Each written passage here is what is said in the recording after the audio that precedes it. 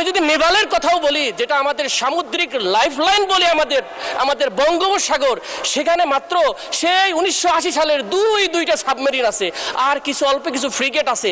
এই সক্ষমতা দিয়ে দিই আমাদের সমুদ্র বন্দরগুলো রক্ষা করার জন্য স্পিকার, এই আজাদি ভূমিকে রক্ষা করার জন্য বাংলার হিন্দু, মুসলিম, বৌদ্ধ, খ্রিস্টান যদি এক বেলা না খেয়েও থাকতে হয়, আমাদের এই স্বাধীনতা সার্বভৌমত্ব রক্ষার জন্য আমাদেরকে বাজেট বেশি করে দিয়ে মানুষ আমাদের স্বাধীনতা রক্ষা করতে পারে। স্পিকার, এই পর্যায়ে আলোচনায় অংশগ্রহণ করবেন কুড়িগ্রাম 2 আসন থেকে নির্বাচিত মাননীয় সদস্য জনাব আতিকুর রহমান মুজাহিদ। জনাব আতিকুর রহমান মুজাহিদ, আপনার সময় 5 মিনিট। ধন্যবাদ আপনাকে।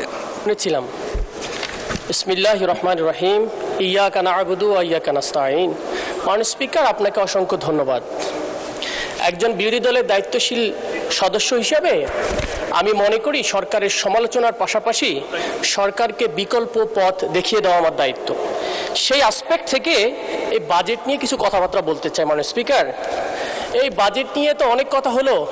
বাজেটের একটা ভালো সাইড, খারাপ সাইড বলতে গেলেও বলতে হয় বাজেটটা একটা বড় ঘাটতির বাজেট, এটা তো স্বীকার করতে হবে। অনেকে এটাকে নিন্দুকেরা বলে এটা একটা সাদা হস্তির বাজেট হয়েছে। মাননীয় স্পিকার, আমি মুদ্রা কয়েকটা পয়েন্টে কথা বলতে চাই। তার 1 নম্বর পয়েন্ট হচ্ছে আমাদের প্রতিরক্ষা খাত। মাননীয় স্পিকার, প্রতিরক্ষা খাতে যে বাজেটটা দেওয়া হয়েছে, আমি তা শুরু করার আগে আমাদের সম্মানিত স্পিকার সাহেব, উনি যেহেতু একজন বীর মুক্তিযোদ্ধা ছিলেন, ওনার সামনে হয়তো বলতে পারলে ভালো হইতো। শুধু এইটুকু বলি, এটা আমার একটা ধৃষ্টতা যে ওনার মতো একজন ব্যক্তির সামনে কথা বলতে পারতাম।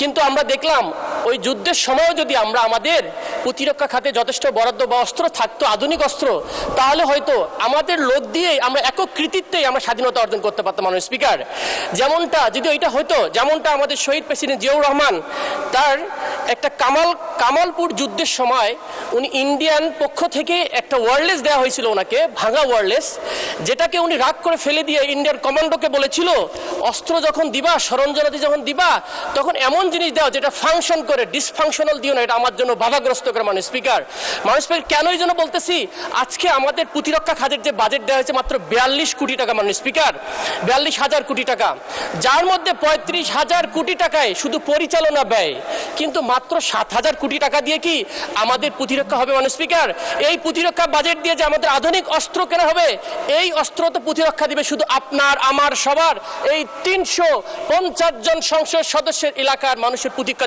দিবে। মাননীয় স্পিকার, যেখানে আমাদের প্রতিদিন আমাদেরকে বিভিন্ন বর্ডার থেকে হুমকি দেওয়া হচ্ছে, আমার পঞ্চগড়ের বর্ডারে দখল করে নেওয়া হবে, আমার চিকেন নেক থেকে দখল করে নেওয়া হবে, আমার দক্ষিণের ফেনী সীমান্ত থেকে দখল করে নেওয়া হবে, আমার রংপুর বিভাগের আমাদের হিলি বর্ডারে, আমাদের দিনাজপুর অঞ্চলে, মাননীয় স্পিকার, পলাশবাড়ির গাইবান্ধা, আমার কুড়িগ্রাম, সর্বমহল থেকে যখন আমার কাছে থ্রেটেন আসে, রাষ্ট্রীয় সভরেন্টি সিকিউরিটি যখন আমার থ্রেট, মাননীয় স্পিকার, তখন এই বাজেট দিয়ে আমাদের প্রতিরক্ষা খাত বরাদ্দ হয়নি। মাননীয় স্পিকার, আমি যদি এই দিকেও তাকাই, মাননীয় স্পিকার, আমাদের মায়ানমার সাইডে যুদ্ধ চলমান। মাননীয় স্পিকার, সেখানেও আমাদের ফ্রন্টে চলমান রয়েছে।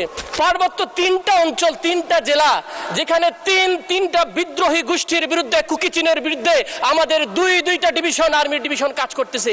এই বরাদ্দ দিয়ে কি আমাদের প্রতিরক্ষা হবে? মাননীয় স্পিকার, আমি যদি নেভালের কথাও বলি, যেটা আমাদের সামুদ্রিক লাইফলাইন বলি, আমাদের বঙ্গোপসাগর, সেখানে মাত্র সেই 1980 সালের দুইটা সাবমেরিন আছে, আর কিছু অল্প কিছু ফ্রিগেট আছে।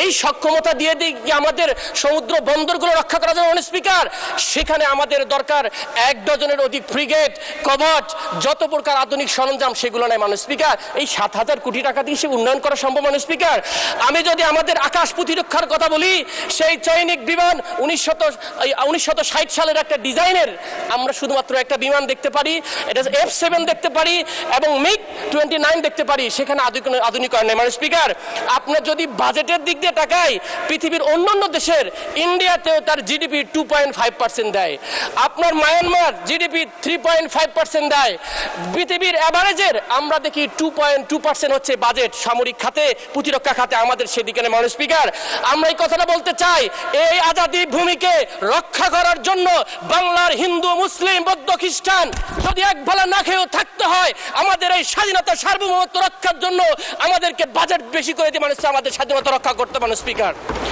মাননীয় স্পিকার, আমাকে একটু সময় বাড়িয়ে দিতে হবে, আমার কিছু কথা আছে। মাননীয় স্পিকার, কেন বলতেছি, কারণ প্রতিনিয়তই আমাদেরকে, আমার মতো, আমার রংপুর না, আপনাদের সবাই থ্রেটেনে আছে আমাদের স্বাধীনতা নিয়ে। মাননীয় স্পিকার, আমাদের এই সবার দেশ, এটাকে আমাদের রক্ষা করতে হবে মাননীয় স্পিকার। এখন আসি মাননীয় স্পিকার, একটু ব্যাংক খাত নিয়ে একটু কথা বলতে হবে। আমাদের ব্যাংকিং সেক্টরে, আমার অর্থমন্ত্রী এখানে আছেন, আমি খুবই আশাবাদী হতাম যদি 32% ঋণ খেলাপি থেকে 10% আনার জন্য একটা রূপরেখা দিতেন। উনি কোনো ধরনের রূপরেখা দেয় না, যেটা আমাকে হতাশ করেছে মাননীয় স্পিকার।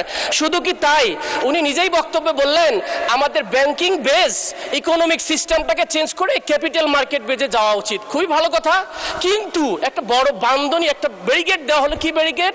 যেখানে আগে ডিভিডেন্ডের 20% ছিল লভ্যাংশ কোম্পানিগুলো, সেখানে কি আমরা দেখলাম 35.7% হয়ে গেছে মাননীয় স্পিকার। সেখানে ক্যাপিটাল মার্কেট কি বিকাশ করা সম্ভব? সম্ভব না আদৌ।